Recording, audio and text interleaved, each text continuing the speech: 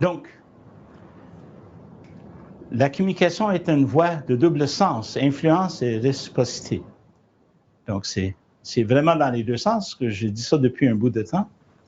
Puis j'aimerais bien que vous vous mettiez à regarder un peu. Parce que c'est facile de faire ça. On parlait de culturel, interculturel ce matin. Est-ce que vous avez vu qu'est-ce qui se passe aux États-Unis?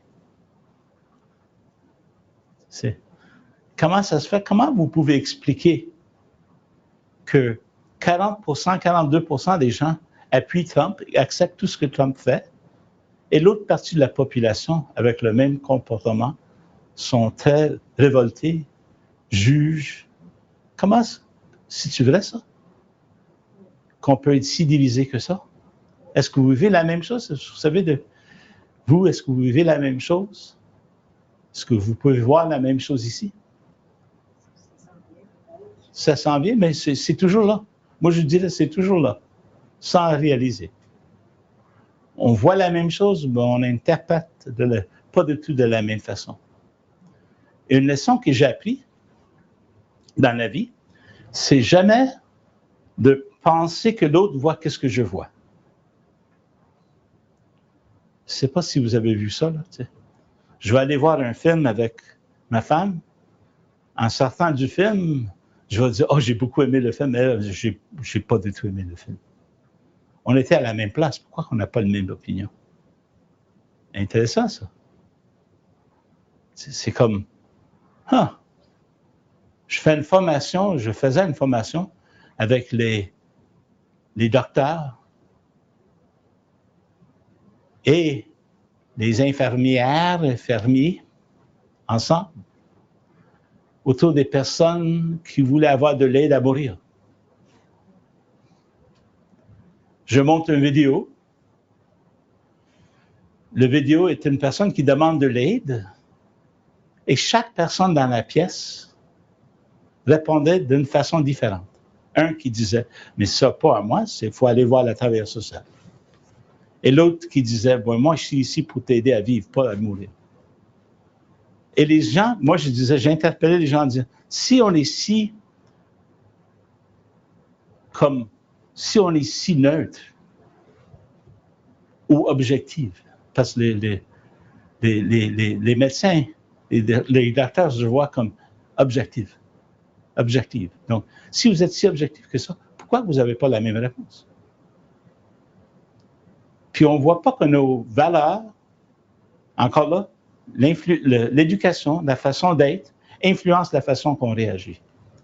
Donc, si vous avez une vision du monde comme Trump, que la chose qui compte, seule chose qui compte dans la vie, c'est l'économie. Et on ne doit pas avoir le gouvernement qui influence, qui met toutes sortes de limites sur ce que les compagnies peuvent faire. Vous êtes d'accord avec Trump. Donc, vous acceptez tout ce qu'il dit. Si vous êtes une personne qui pense que le gouvernement a un rôle, doit contrôler, même autour de l'environnement. Vous rencontrez des gens qui ne croient pas dans... Moi, j'en reviens pas en disant comment on ne peut pas croire dans le changement climatique. Qu'est-ce que c'est cette affaire-là? Mais l'idée de base, c'est si on est face à quelqu'un qui n'a pas nos croyances, qu'est-ce qu'on doit faire? Parce que c'est très important qu'on se parle. Puis si vous n'avez pas remarqué, on est souvent ensemble avec des gens qui ne partagent pas notre opinion sur des choses. Et c'est bien d'être toujours avec les gens qui partagent notre opinion. C'est très facile de se retrouver avec des gens. Mais qu'est-ce qu'on peut faire? Comment on peut avoir une influence chez quelqu'un? Comment on peut établir une relation réciproque avec quelqu'un qui ne partage pas notre point de vue? Donc, on va parler un peu de ces éléments-là. Donc, je vais revenir sur le processus de communication. On avait parlé du contexte, on avait parlé de émetteur, récepteur, le message, les idées, le codage, le décodage, le bruit, la rétroaction. Puis j'aimerais bien que vous regardiez ça en disant Trump et l'émetteur, ça passe par quelque chose, puis c'est compris de deux façons complètement différentes. Donc, c'est vraiment, on peut appeler le bruit, le codage et le décodage qui change le message. Puis le décodage, ça se fait à l'intérieur de nos valeurs, notre vision du monde. C'est notre culture. Les bruits font la même chose aussi. Donc, on écoute la même chose, mais on l'interprète complètement différemment. Donc, tout ce principe-là de dire que ça devrait se produire dans ce sens-là, deux personnes, interaction qui existe en deux pôles lors d'un échange. On entend toujours parler de l'écoute active. Une stratégie de communication de maintenir des relations harmonieuses. Et vous allez voir que quand on est en conflit avec quelqu'un, quand on est en difficulté avec quelqu'un, l'écoute active, ça s'en va. C'est plus l'affirmation active qui sort. C'est l'écoute active. Donc, c'est vraiment important qu'on développe ce processus d'écoute active. Si vous voulez établir une relation réciproque, particulièrement si vous êtes en position d'autorité, c'est très important que vous développez votre écoute active. Parce que le secret, c'est quand une personne se sent écoutée, il est prêt à vous écouter. Et pour revenir à ce que je disais de Trump, je crois profondément que la seule façon qu'on peut en sortir, c'est que ces gens-là arrêtent de parler avec les gens qui ont les mêmes croyances qu'eux, qui risquent de passer du temps avec l'autre côté, de s'asseoir ensemble, parce que les deux vont être convertis s'ils se parlent. Mais il faut qu'on trouve des moyens d'inviter les gens. Donc, une des choses on peut faire, c'est l'écoute active, le processus par lequel un auditeur organise et un tout significatif en ce qui comprend de l'ensemble du message du locuteur, c'est-à-dire ses signaux verbaux et non verbaux, ainsi que ses pensées et ses émotions. On porte attention à les deux choses. L'écoute active, est-ce que quand tu entends parler de l'écoute active, à quoi que ça te fait penser? Quelqu'un qui est attentif, qui écoute et qui donne la parole aux autres et non seulement à ses propres paroles à elle-même, sa propre voix. Dans les recherches, est-ce que tu sais combien de temps que ça prend quand un patron écoute un de ses employés avant que le patron réponde à ce que l'employé dit? 10 secondes. Non. J'aimerais bien que vous pensiez à ça. Combien de temps, après qu'un employé a fini de parler, que le patron prend, le superviseur prend la parole dans la recherche qu'on a faite? 0,9 secondes. Ça veut dire que j'étais en train déjà de formuler une réponse. Et si vous n'avez pas remarqué ça, vous faites ça toujours. Vous êtes en train de formuler une réponse. Quand vous êtes en train de formuler une réponse, vous n'êtes pas dans l'écoute. Si vous attendez que l'autre finisse avant que vous dites ce que vous avez à dire, ce n'est pas l'écoute. Si vous avez 15 questions à poser, ce n'est pas l'écoute. Hein? Ça surprend les gens. C'est pas l'écoute. L'écoute est vraiment vous écouter l'autre personne. Sans question, sans attendre que la personne a fini. Et je vais vous dire quelque chose qui peut vous aider à faire une écoute active. Attendez 2-3 secondes avant de reprendre la parole. Et si vous pouvez faire ça, vous allez voir que l'autre personne n'a pas fini. Parce que dans ces 2-3 secondes, la personne va continuer sa pensée. Puis la recherche nous démontre ça. La personne, si vous arrêtez juste, ça semble court, allez voir 2-3 secondes. Souvent, la personne reprend la parole. Je n'ai pas fini mon histoire. Donc, je n'avais pas besoin de poser une question. La personne va répondre à ma question. C'est intéressant, ça.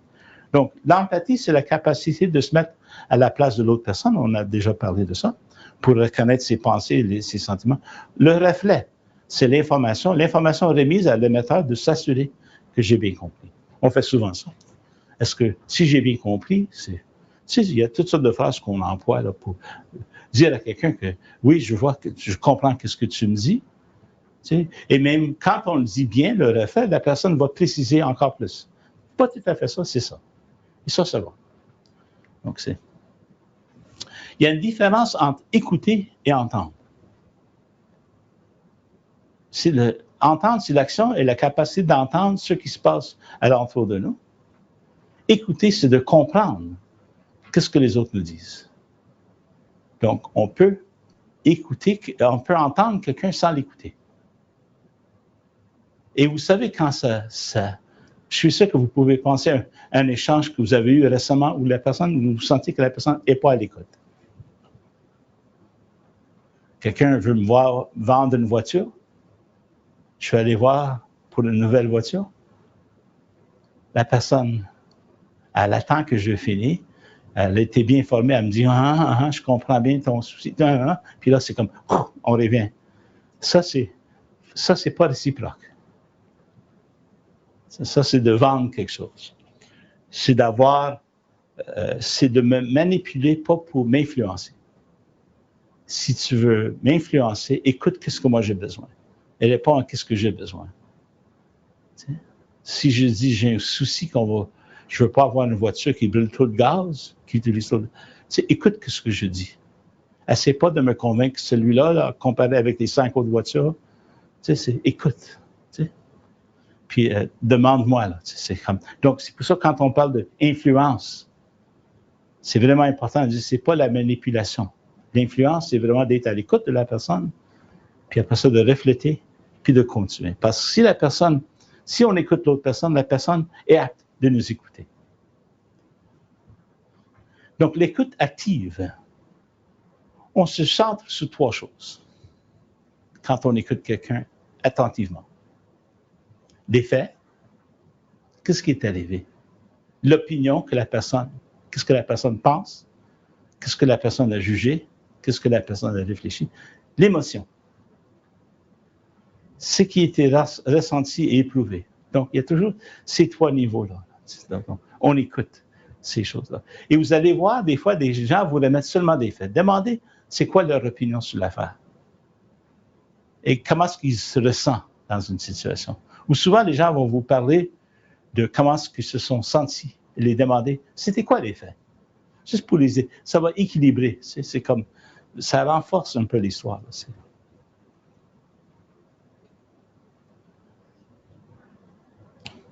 On avait commencé l'écoute active. Je ne sais pas s'il y a des gens ici qui sont familiers avec la communication non violente. Est-ce que ça vous dit de quoi? Tu as déjà entendu parler de ça? C'est parce que là, quand on parle de la communication non violente, on voit qu'à l'intérieur, en arrière de chaque émotion, il y a un besoin. Puis on soit capable de répondre à ce besoin-là. Puis initialement, on voyait que c'était très important qu'on aide des gens à exprimer leurs émotions.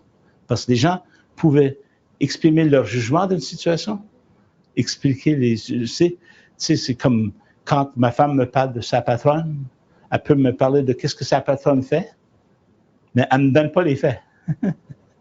Vous comprenez? Elle me parle de qu'est-ce qu'elle fait, là, mais elle me parle de son jugement, mais elle ne me parle pas de comment elle se ressent.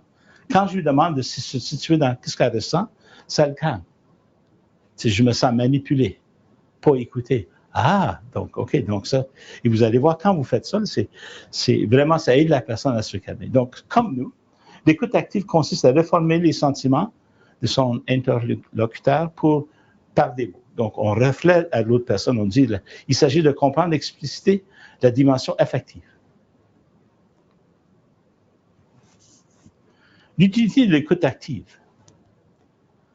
C'est drôle parce que quand je pratique, je suis capable d'intégrer l'écoute active, je peux mieux gérer les conflits. Et vous savez que si vous avez déjà vous avez déjà utilisé des services de médiation, c'est ça que le médiateur va faire.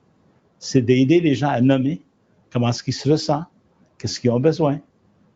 Et c'est avoir une écoute active de l'autre personne, c'est la chose la plus importante. On peut anticiper des crises, une meilleure ambiance au sein d'une équipe. Vous savez que quand votre idée est écoutée, ça ne veut pas dire qu'elle est acceptée. Mais quand vous sentez que les gens vous écoutent profondément, on se sent mieux. Ça implique un management ou une direction non autoritaire. Je sors de mon autorité pour t'écouter. Si je reste dans mon autorité, il y a des moments où il faut que je prenne une décision, mais on ne parle pas de ces moments-là. On parle d'un moment où je dois t'écouter. Donc, on peut mieux appréhender les besoins, les craintes, les envies à empêcher. Donc, je veux vous parler de quelque chose qui est important. Chaque fois qu'on amène un changement n'importe où, le défi que je trouve dans le travail que je fais, c'est les gens ont peur de demander comment est-ce que tout le monde vit ça. On pousse le changement sans vérifier qu'est-ce que le sentent les gens. Et quand un changement, n'importe quel processus de changement, va mieux aller s'il y a quelqu'un qui est à l'écoute de tout ce que tout le monde vit. Ça va ralentir le changement, ça va renforcer le changement, ça va permettre le changement de dérouler d'une façon où les gens se sentent impliqués, plutôt que de ne pas écouter. Donc, c'est ça que ça peut aider aussi. Donc, on devient plus charismatique aux yeux des autres si on écoute les autres. Pour ça, tu disais en vieillissant, on apprend. J'espère qu'on apprend à écouter. Là, tu sais. Ça, c'est Marley Adams. J'aimais bien que vous disiez ça. C'est la plupart du temps. Nous allons à la chasse aux réponses ou aux solutions. Mais en agissant ainsi, nous créons souvent des blocages ou des ouvertures. Pour résoudre des problèmes, nous devrons d'abord changer nos questions. C'est sans quoi nous ne ferons pas répéter les mêmes réponses encore et encore. Si vous êtes un gestionnaire ou vous êtes un dirigeant, vous allez voir qu'on est obsédé de trouver des solutions quand les gens viennent nous parler de leurs problèmes. On propose tout de suite des solutions. Et qu'est-ce que ça veut dire? Je vais revenir sur ce que je disais avant. Quelqu'un vient vous voir, il dit « je ne m'entends pas ». Quelqu'un vient vous parler de quelqu'un d'autre. On parlait de ça avant. Quelqu'un vient vous parler de quelqu'un d'autre. Et donc, là, vous allez voir tout de suite, on va dire tout de suite à la personne, as-tu essayé de parler avec l'autre personne? OK? La personne va dire non, vas-y. Puis, donc ça, c'est d'offrir une solution. On écoute la personne. Parlons de la situation. Donc, ça fait partie je fais partie là si je suis un patron puis j'écoute, ça veut dire, je deviens le juge. Je vais juger qu'est-ce que je dois faire ou pas faire. Ou simplement, écouter quelqu'un qui descend quelqu'un d'autre qui n'est pas là est très difficile si vous n'avez pas remarqué. Écouter quelqu'un vous parler de négatif de l'autre personne est-ce que la personne est ouverte à trouver des solutions? On ne sait pas. Et c'est pour ça que quand on dit à la personne, qu'est-ce qui t'empêche de parler avec l'autre personne? C'est une question. On change la question, plutôt que de parler de qu'est-ce qui se passe. Je change la question et ça rouvre des possibilités. Et c'est ça que ça veut dire. C'est ça que Marley Adams est en train de dire. Changez les questions que vous avez et vous allez voir que ça rouvre des portes. Donc, la communication et le cerveau. Je vous avais déjà dit que je vais vous parler des recherches qu'on a faites sur le cerveau. On va se lancer dedans. Vous allez voir pourquoi je vous parle de ça. Ça va peut-être nous aider à mieux comprendre qu'est-ce qui se passe aux États-Unis, qu'est-ce qui se passe à l'intérieur de nous et comment établir une communication réciproque où on peut vraiment influencer plutôt que manipuler les autres. Puis influencer, ça ne veut pas dire manipuler les autres. Je vais juste répéter ça peut-être un millier de fois. C'est pas ça qu'on est en train de faire parce que quand vous allez, souvent dans des formations de marketing, c'est de convaincre, vous n'avez pas besoin de convaincre votre client. Votre client est déjà convaincu. Il faut que vous soyez en contact avec votre client. Il y a une différence. La communication est le cerveau. Puis vous allez voir pourquoi que ça va intégrer un peu beaucoup de choses qu'on applique pendant toute la journée. Les notions de lesquelles on a abordé, ça va. Donc, il n'y a pas deux cerveaux semblables. Ça semble simple. Pour ceux que vous avez pris le Myers-Briggs, je ne sais pas si des gens sont familiers avec le Myers-Briggs, il y a 16 types de personnalités, mais il n'y en a pas 16 types. Je ne sais pas si vous comprenez ce que je veux dire. Il y a plus que 16 types de personnalités. Arrêtez de diviser les gens en introvertis et extrovertis. C'est pas vrai. C'est vrai, mais c'est pas vrai. Vous comprenez? Ça nous aide à comprendre, mais on ne doit pas mettre les gens dans des boîtes. Comprendre les autres est une chose. Mettre les gens dans des boîtes, c'est une autre chose. Il n'y a pas de cerveau semblable. Quand on regarde un cerveau, et un autre cerveau, tu sais, ça ne se ressemble pas du tout. On peut vraiment dire que l'éducation que vous avez eue, votre formation de base, la culture, vos croyances, forment le cerveau complètement différemment d'une personne à l'autre.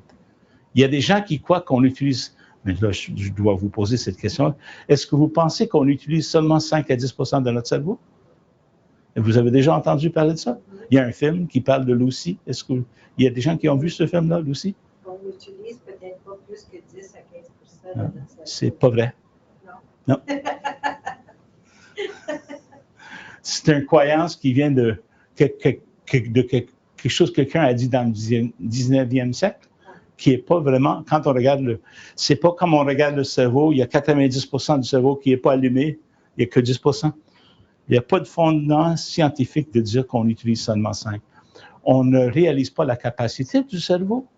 Puis je vais vous parler de pourquoi, là, c'est une des choses. Mais il n'y a pas on peut pas dire ça, pas du tout. C'est dans le. Puis même quand on dit que les émotions et les pensées sont séparées dans le cerveau, ça se trouve dans des endroits séparés, mais ça ne se sépare pas. En arrière de chaque émotion, il y a une pensée. En arrière des pensées, il y a des émotions. Donc, c'est tellement lié ensemble.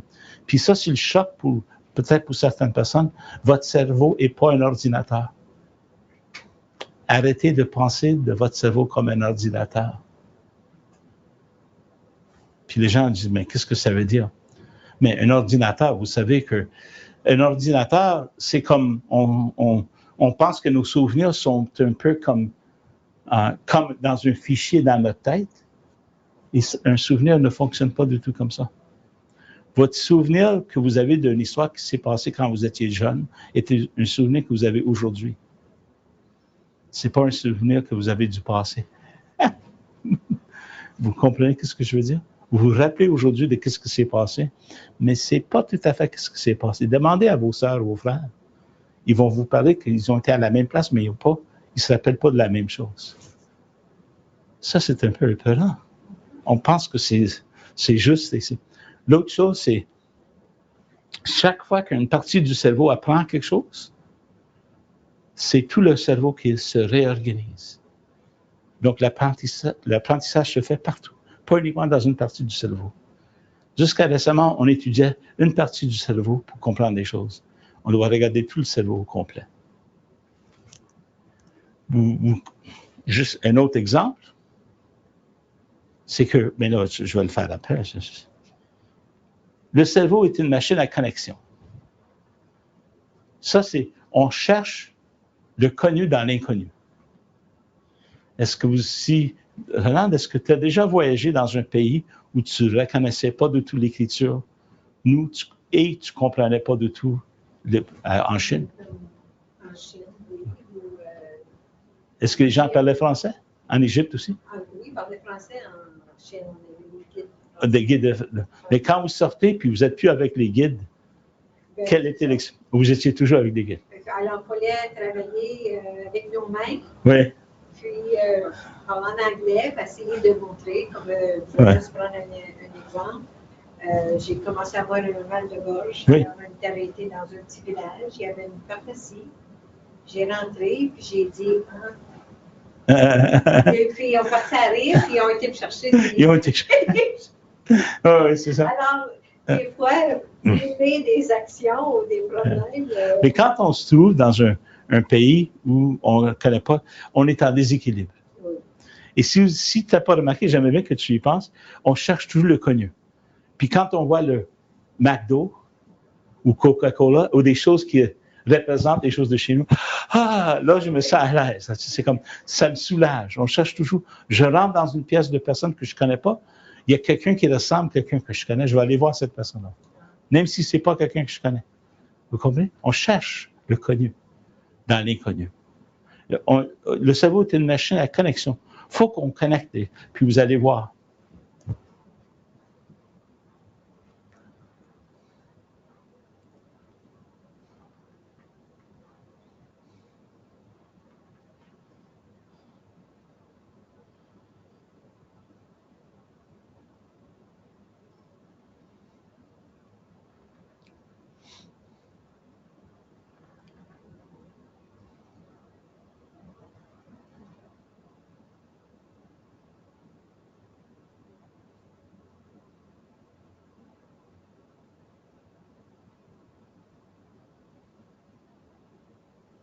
Hein?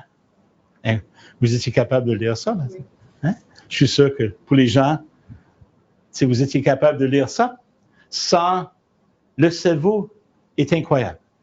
Donc, avec peu d'informations, on va créer une histoire.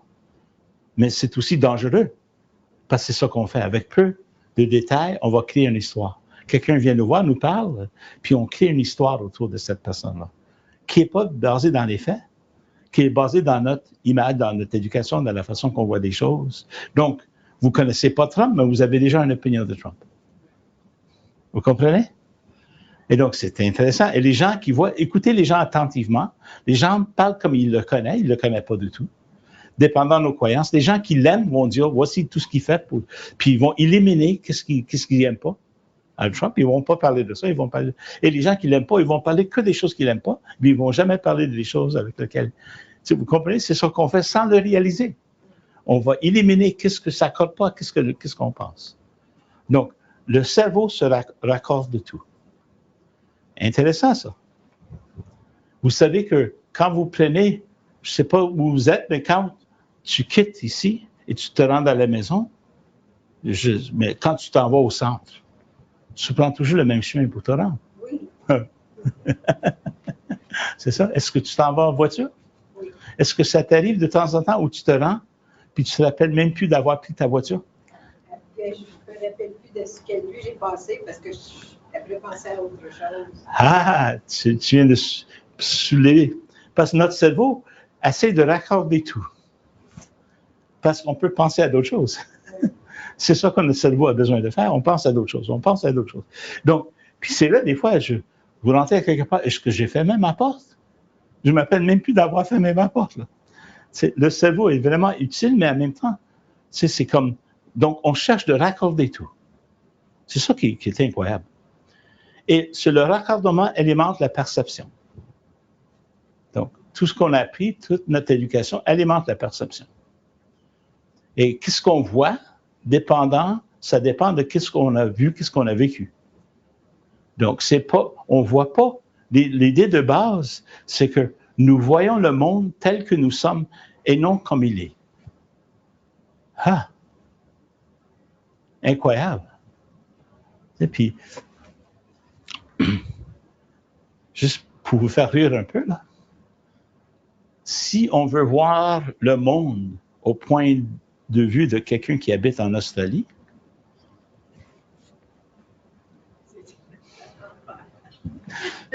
c'est pas à l'envers. Non, L'Australie est au centre. oui. J'ai toujours aimé cette carte-là. Là, parce que dépendant de notre point de vue, pourquoi que l'Amérique du Nord est toujours, c'est comme point central sur nos cartes. Là, c'est intéressant. Là, donc, je veux revenir, nous voyons le monde tel que nous sommes maintenant comme il est. Est-ce que, puis là, je vais faire un lien avec deux autres choses. La première chose, c'est quand je parle du cerveau, parce qu'on est en train d'apprendre aujourd'hui une nouvelle façon de voir le cerveau. C'est pas un ordi. C'est un organe, c'est quelque chose organique. Et ça change. Tout le cerveau change quand on apprend quelque chose. Est-ce que, pour ceux qui, vous connaissez des gens qui ont déjà eu une crise cardiaque, est-ce que vous connaissez des gens qui ont une crise cardiaque qui ne peuvent plus utiliser leur bras droit? Tu sais, les gens qui ne peuvent plus utiliser leur bras droit, est-ce que vous connaissez des gens comme ça? Mais non, mais vous avez déjà vu des personnes comme ça. Ouais. Et vous savez, qu'est-ce qu'on fait dans des cas comme ça? Qu'est-ce qu'on fait pour guérir ces personnes-là? Des exercices. On fait de la physiothérapie. On les amène à faire des exercices, c'est vrai, c'est ça qu'on fait. Et si vous avez remarqué, c'est lent. Hein, c'est vraiment lent. Tu sais, on bouge les doigts, on bouge la main, on bouge l'épaule, on bouge. Anyway. Est-ce que vous savez, quand on est en train de regarder le cerveau, la meilleure façon d'aider quelqu'un à réutiliser son bras droit, quel est le moyen le plus important?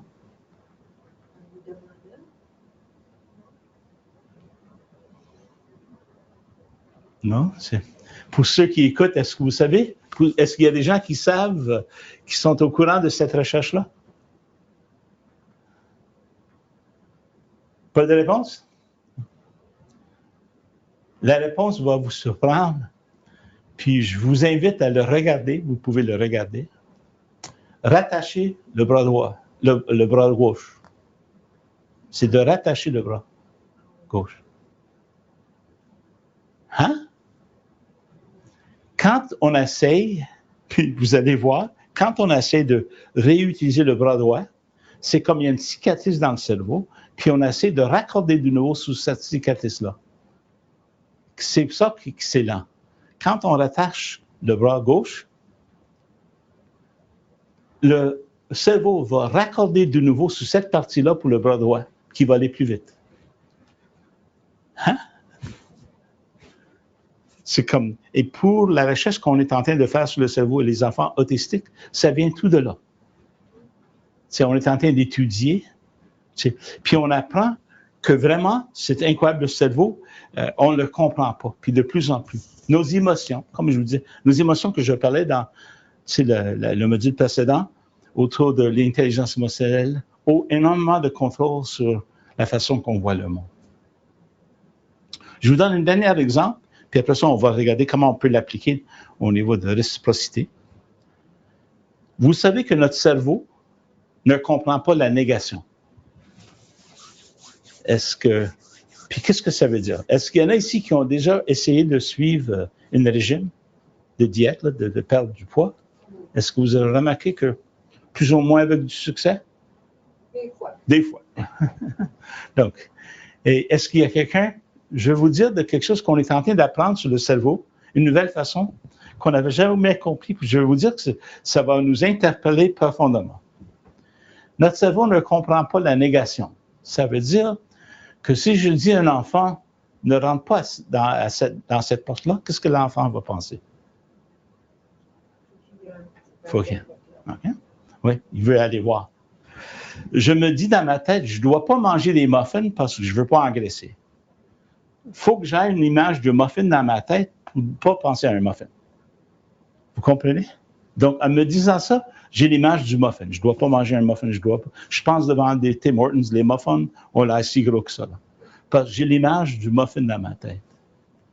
Comment ça s'applique? Je vais vous dire comment ça s'applique. Quand on est dans une école puis on veut diminuer l'intimidation ou l'harcèlement, ça ne suffit pas de simplement montrer une vidéo avec l'intimidation. Parce que la recherche est en train de nous démontrer que ça peut aussi, des fois, renforcer. Parce que les gens deviennent plus conscients de ce que c'est. C'est vrai, mais ça n'élimine pas. On doit enseigner à les gens, aux enfants, ce qu'ils devraient faire face à ces situations-là. Vous comprenez? Si on enseigne les gens, et pour nous, pour maigrir, il faut qu'on pense à ce qu'on veut plutôt que ce qu'on ne veut pas. Et donc ça arrive tout le temps. Il faut qu'on pense à ce qu'on veut plutôt que ce qu'on ne veut pas. Ça a énormément de conséquences. Donc, il est pratiquement impossible de décortiquer nos raccordements. Si vous n'avez pas remarqué, changer des vieilles habitudes, on vient juste d'en parler, est pratiquement impossible. Est-ce que vous savez pourquoi? Est-ce que... Je ne suis pas sûre que c'est totalement vrai. Dans quel sens? C'est impossible de décortiquer. C'est pratiquement, c'est juste, c'est pas... Il dit c'est pas impossible. Oui. C'est comme des pistes de ski de fond, là. Je ne sais pas si vous faites du ski de fond, mais c'est... Oui, mais c'est ça, mais on retombe toujours dans les raccordements dans nos têtes. Quand on a une pensée d'une certaine culture, on a une pensée d'une certaine peuple, tu sais, comme on parlait là, c'est vraiment difficile de changer ça. C'est pas si facile que ça parce qu'on a appris que c'est ça. On interprète tout ce qu'on voit avec ça. C'est ça que ça veut dire. Même ça va jusqu'au temps on fume, on veut arrêter de fumer. Vous savez que pour les gens qui ont fumé dans le passé, c'était très difficile d'arrêter de fumer. C'était presque impossible. Moi, je l'ai fait là, il y a 35 ans, mais c'était une des choses les plus difficiles que j'ai fait dans ma vie, arrêter de fumer, là, tu sais, donc, pour ceux qui ont déjà fumé. Donc, c'est pratiquement parce que, qu'est-ce qui arrive, c'est comme, j'aimerais bien que vous voyez ça comme c'est ça que je disais, des pistes de ski de fond, on retombe dans la piste. On essaie de sortir, mais la piste est tellement rodée qu'on tombe dans la piste. Et c'est ça, le raccordement, quand on voit le cerveau, un raccordement qui est là, et parce qu'on regarde, puis on dit, comment on peut défaire un raccordement? C'est ça les deux. Comment on peut apprendre? Puis là, c'est ça qui est intéressant. Changer quelque chose est presque impossible. Mais apprendre quelque chose est possible. Hein? Mais ça exige quelque chose quand même. Ça exige que je suis la première personne qui tombe dans un champ, puis c'est moi qui prépare la piste. Ça exige un travail de fond. Comment ça s'applique? Si je vous demande ce soir de retourner à la maison de votre travail et prenez un autre chemin, vous êtes obligé de porter attention au chemin. Donc, si je veux changer mon opinion, que j'ai d'une certaine culture, il faut que je m'arrête et ça prend énormément de travail. C'est pas si facile que ça. C'est pas parce que je vois une vidéo qui va me changer. C'est ça que ça veut dire. Et ça prend énormément de travail de le faire. Il faut que vous allez passer un peu de temps avec quelqu'un sans abri et parler avec la personne, vous allez voir que votre cœur sera converti. Ou vous allez voir une information qui change votre opinion. Puis là, quand on parle aujourd'hui que la crise qu'on a avec les gens, avec la drogue, si vous lisez attentivement, c'est les compagnies de pharmacie aux États-Unis qui ont remis tous ces drogues-là à tout le monde avant. Ils sont devenus habitués à ces drogues. Tu sais, c'est comme, OK. Donc, c'est pas si simple que ça, là. Tu sais. Donc, c'est pas parce qu'il y a un manque de volonté. Et ça explique aussi, quand les gens ont des addictions, des choses comme ça, c'est pas si facile que ça. Parce que c'est pas simplement au niveau de la volonté. De refaire un filage, ça prend énormément de travail. Donc, ça veut dire que si je veux changer, comme on parlait juste avant, Roland, je vais revenir sur les patterns que tu as appris quand tu étais jeune. Je ne vais pas me faire dire quoi faire. Si tu veux la changer, tu ne la changeras pas, mais tu peux apprendre d'une autre façon. Et c'est comme tu reçois, si vous travaillez sur l'ordi, vous recevez une nouvelle façon de faire un Word, on va dire Word, une nouvelle version de Word. Vous êtes obligé de réapprendre. Mais si vous essayez de changer, qu'est-ce que vous faites? Vous comprenez? Si vous essayez toujours de faire la même façon, mais c'était où le changement, vous allez être frustré. Mais si vous vous mettez au niveau de l'apprentissage, je vais apprendre comment le refaire de nouveau, c'est un peu plus facile. C'est pour ça que quand on parle des personnes âgées, là, les gens disent, mais ils n'aiment pas utiliser les ordinateurs. Jusqu'à temps qu'il y ait un petit enfant c'est une autre partie du monde. Donc, ils apprennent assez rapidement comment utiliser le Skype. Hein? On voit ça, là, il y a plein de grands-parents qui utilisent le Skype, qui utilisent les ordinateurs. Donc, ils sont toujours prêts à apprendre. C'est faux qu'on arrête d'apprendre en vieillissant. Je sais que tu sais ça, mais pour cette affaire-là, les gens, on peut reproduire des nouvelles cellules même en vieillissant. C'est pas ce qu'on pensait dans le passé, là. C'est très intéressant, ça. Donc, je vais revenir sur la chaîne de communication. Il y a une personnalité, le message, la culture, l'environnement. Donc, ça, et la personnalité. On se parle. C'est là que j'ai choisi un homme et une femme.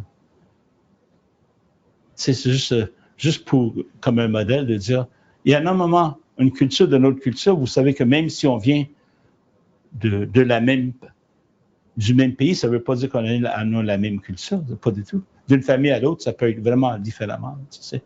Donc, c'est un modèle de transaction communicationnelle. Donc, c'est comment on parle, c'est la zone commune, espace réel commune et l'image. Puis, je veux parler de comment, quand on est ensemble, on peut passer d'une compréhension individuelle à une compréhension collective. Qu'est-ce qu'on doit faire? Puis, qu'est-ce qu'un dialogue est la mutualité réciproque quand je peux passer de que je sais que nous savons.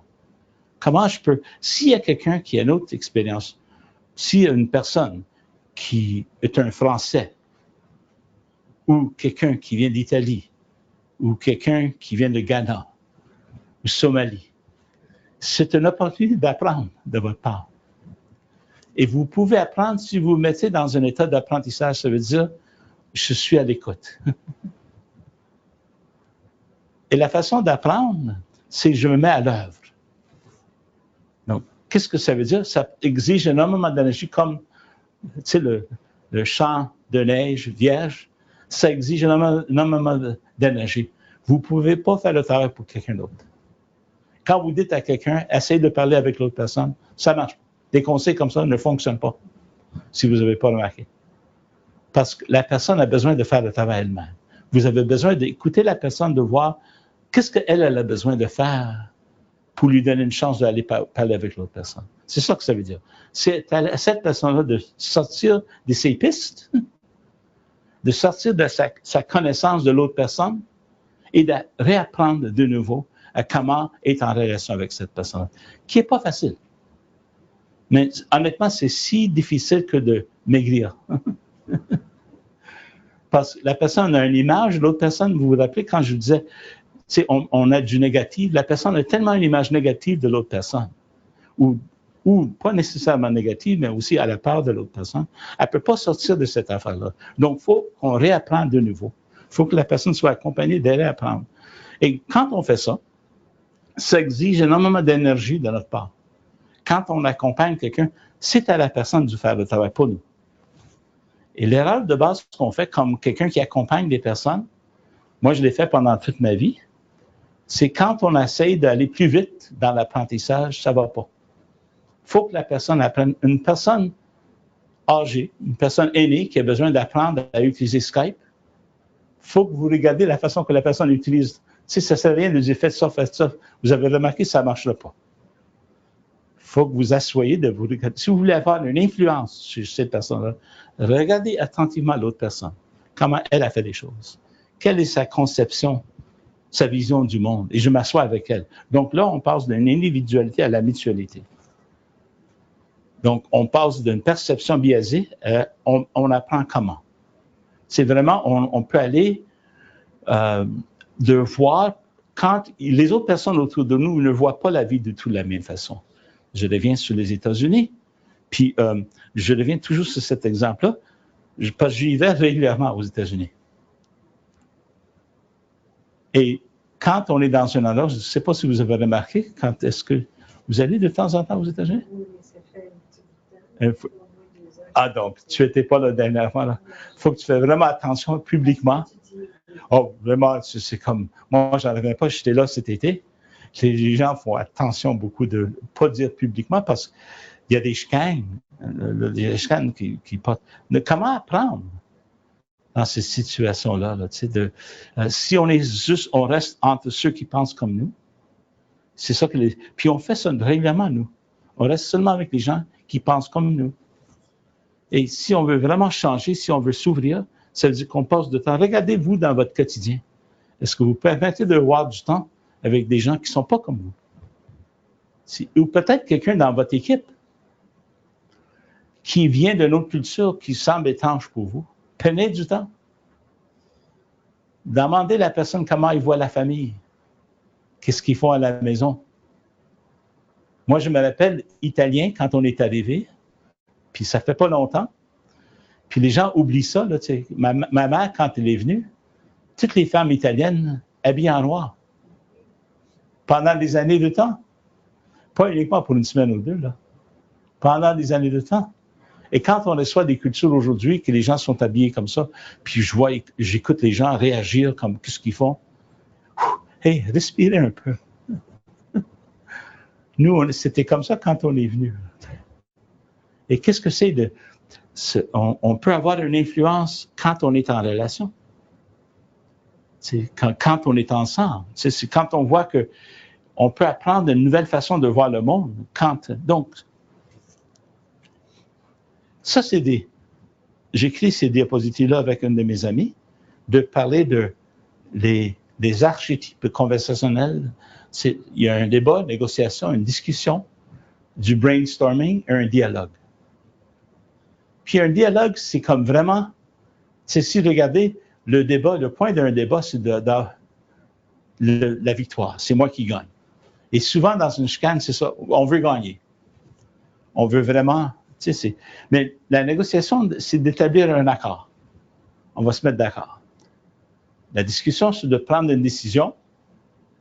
Le brainstorming, c'est de produire une nouvelle idée. Mais le dialogue, c'est d'approfondir notre compréhension.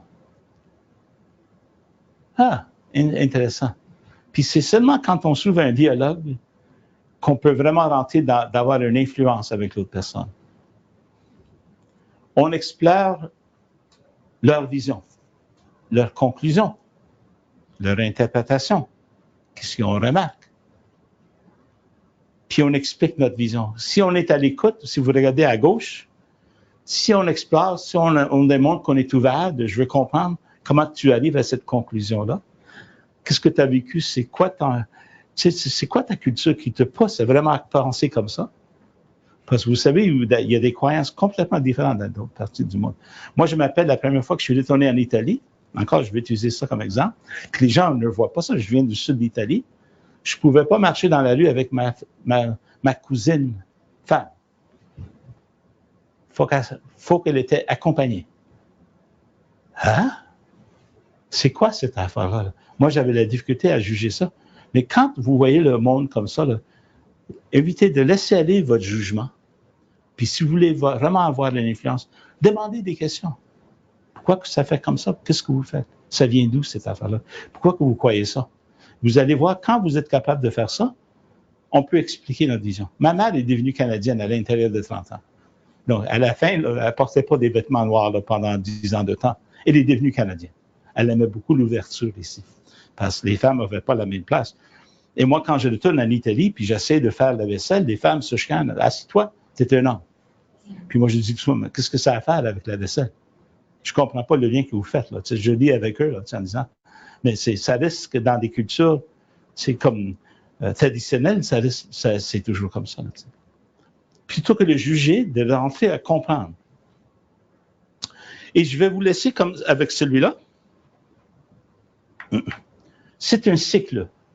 Si vous voulez vous voulez influencer quelqu'un d'autre. C'est interrogation, la première partie. Comment la personne voit la vie? Qu'est-ce que vous n'avez pas encore saisi? Qu'est-ce que la personne voit que vous ne voyez pas? Quel est le point de vue de l'autre personne? Après ça, montrez que vous reconnaissez, que vous comprenez. Ça, c'est l'empathie de laquelle on parlait. Expliquez qu'est-ce que vous avez entendu, c'est le reflet. Faites preuve de l'empathie, même si vous n'êtes pas d'accord. Vous n'avez pas besoin d'être d'accord. Quand quelqu'un dit, nous, la façon qu'on traite des femmes dans notre pays, c'est comme ça, vous n'avez pas besoin d'être d'accord, mais simplement de dire, oui, je vois. C'est un peu différent. Quand vous pouvez reconnaître ce que l'autre dit, là, vous pouvez faire la promotion de votre point de vue. Vous allez voir que la personne est plus apte à vous écouter. Et la personne est plus apte à dire, vous, là, qu'est-ce que vous pensez? Qu'est-ce que je vois? Là, je peux m'affirmer un peu plus en disant, tu sais, ici, là, c'est pas comme ça qu'on fait les choses. Et voici la raison pour laquelle. Nous, on a passé à travers ces choses-là. C'était comme ça dans notre pays, mais on avait vu que des femmes ont des droits, puis on peut expliquer les choses. La personne est apte à nous écouter. Donc, on va mettre fin à cette partie ici. Est-ce que ça a du sens? Oui? Oui. Donc, c'est un cycle. Et vous allez voir que l'erreur qu'on fait souvent, on commence avec la promotion. On veut que notre point de vue est compris, plutôt que de comprendre comment l'autre voit la situation. Et donc, ça, c'est vraiment important si on veut avoir une bonne influence, on veut établir des relations réciproques, c'est vraiment un bon cycle à utiliser. Donc, on reprend dans 10 minutes. On reprend dans 10 minutes. Puis, pour la dernière partie de la journée.